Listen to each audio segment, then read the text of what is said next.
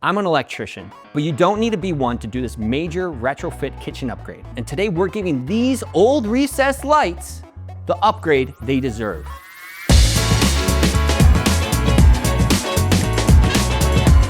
First, I make sure that my light switch is off, we don't have any power. And take a look at this, look how dated this looks. Not only are these trims outdated, I can even see there's yellowing, this has been here for a while. So first things first, we're gonna put in our springs, push it in. So let's get rid of this bulb.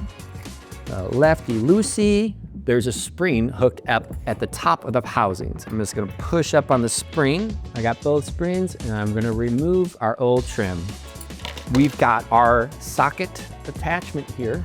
And I didn't attach this to the housing yet because as I rotate it, right, we're gonna want that to spin. Put it in the socket, spin, spin, spin, and make sure it's tight, not too tight. We take our easy connector here. We see the lines, the grooves line up.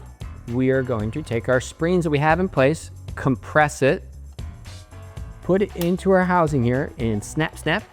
Same thing on this side. And we're gonna push up on the trim. We got our trim in place. Let's turn on the light. Hot dog, we're looking good. Look at that before and after. This is why I love retrofits. It's a quick install with a big transformation.